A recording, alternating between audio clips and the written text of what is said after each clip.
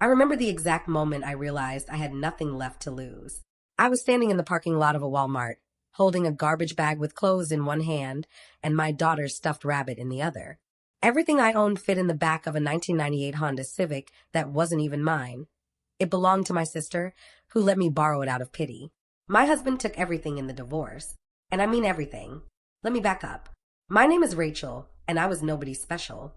I grew up in a trailer park outside Tulsa, raised by a grandmother who worked double shifts at a meat processing plant. My mother left when I was 4. I have one memory of her, red nail polish and the smell of cigarette smoke, and that's it. My father was a ghost, a name I'd heard but never met. I learned early that survival meant keeping your head down.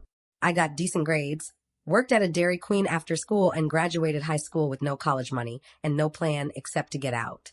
At 19, I met Marcus. He wasn't handsome in a movie star way, but he had this confidence. He worked construction, made decent money, and he paid attention to me. He made me feel like I mattered. When you've spent your whole life being invisible, that kind of attention is intoxicating. We got married 6 months later. I was pregnant 3 months after that. For a while, things were okay. Not perfect, but okay. We lived in a rental duplex. I worked part-time at a grocery store while our daughter, Emma, was in daycare. Marcus worked long hours, came home tired, drank beer on the couch. It was ordinary. It was stable. And then the layoffs happened. Marcus lost his job when Emma was 3. He said he'd find something else, but weeks turned into months. I picked up more hours at the store. I started cleaning houses on weekends. I did everything I could to keep us afloat. That's when things changed. Marcus started spending more time with his buddy, Devin. They'd go out drinking. He'd come home late, smelling like whiskey and making excuses. I told myself it was stress. I told myself it was temporary. Then one night, I found the credit card bills. Marcus had opened 3 cards in my name, not his, and maxed them out. $15,000. Cash advances, bar tabs, online gambling. I confronted him, shaking, holding the bills in my hand. He looked at me like I was stupid. "What did you think was going to happen?" he said. "You think I'm going to sit around broke while you work at a fucking grocery store?" I should have left then. I know that now. But I had no savings. My credit was destroyed. My grandmother had just died, and I had nowhere to go. Emma was 4 years old. So I stayed. I worked 2 jobs. I paid down the debt dollar by dollar. I kept the lights on. I kept food on the table. And Marcus? He found a new job eventually. But by then something in him had broken. Or maybe it had always been broken, and I just hadn't seen it. Please like and subscribe for more stories like this. He started staying out all night. He'd come home and accuse me of things, cheating, hiding money, disrespecting him. He punched a hole in the bathroom wall during one fight. He never hit me, but the threat was always there, hanging in the air like smoke. I learned to make myself small. I learned to agree, to apologize, to stay quiet. And then, one day, I came home early for my shift at the store. Marcus was in our bedroom, with someone else. Not a stranger. Not some woman I didn't know. My coworker, Angela, the woman I'd trained. The woman I'd covered shifts for when her car broke down. I stood in the doorway, frozen, while they scrambled to pull clothes on. Angela wouldn't look at me. Marcus had the audacity to look annoyed. "Rachel, get out," he said. I left. I took Emma to my sister's house and stayed there for 2 weeks. I cried until I couldn't cry anymore. And then I made a decision. I was going to divorce him. I went to legal aid. I filled out the paperwork. I asked for joint custody, a fair split of whatever we had left, and freedom. Marcus hired a real lawyer. I don't know where he got the money, probably borrowed it from Devin. But he had representation, and I didn't. The divorce hearing was a nightmare. Marcus's lawyer painted me as unstable.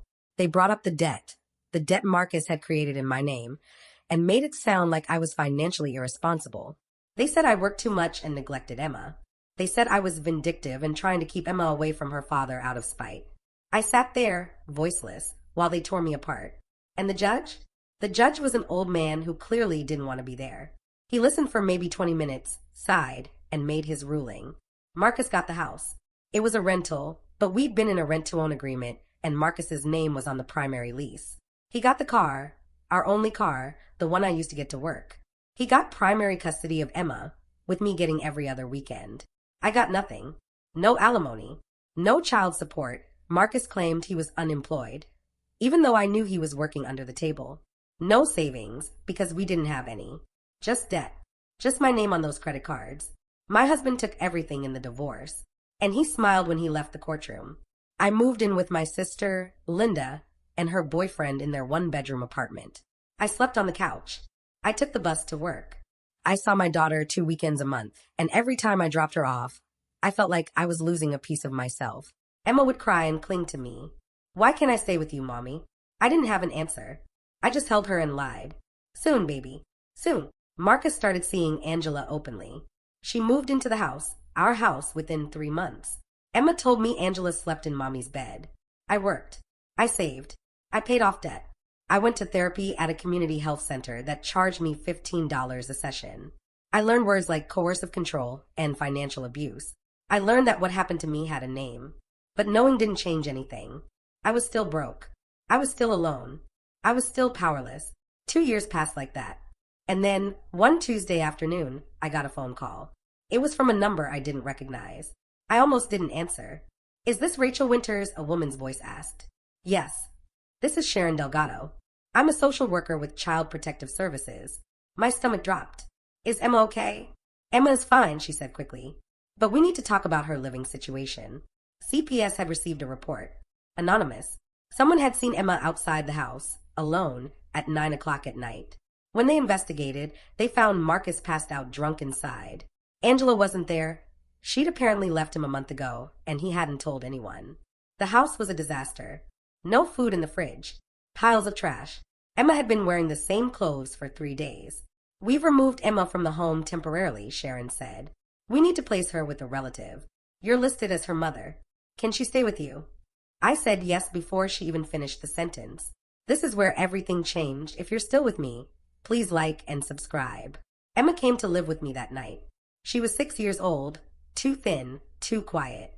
She clung to me like I was the only solid thing in the world. Marcus called me the next day, screaming. You did this, he said. You called CPS on me. You're trying to take her away. I didn't call anyone, I said. But you're damn right I'm taking her. He threatened me. He said he'd fight it. He said he'd get her back. But here's the thing about people like Marcus. They're strong when they have power. When they don't, they crumble.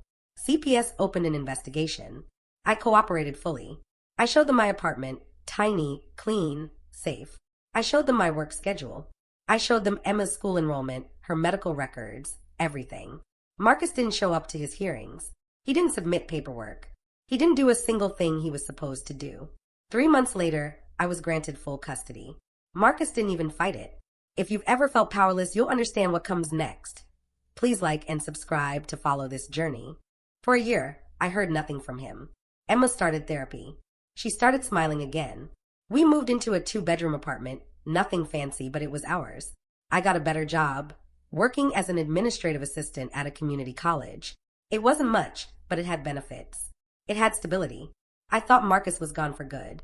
Then one afternoon I got a text. Rachel, I need to talk to you. It's important.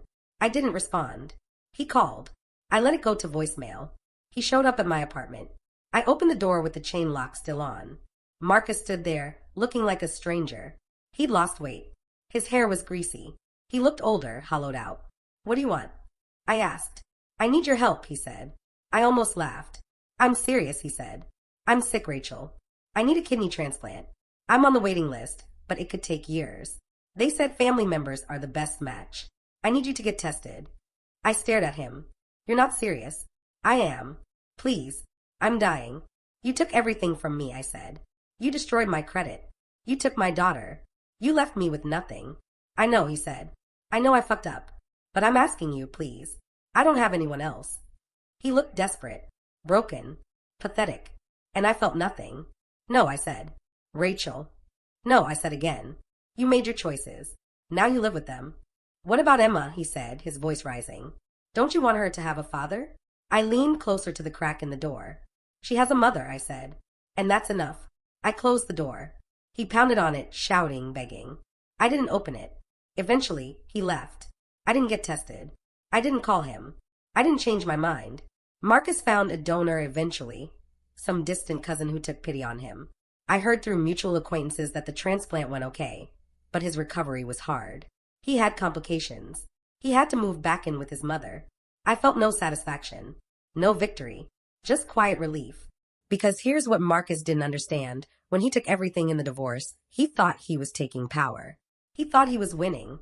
But what he was really taking was responsibility. He took the house he couldn't maintain. He took custody of a child he couldn't care for.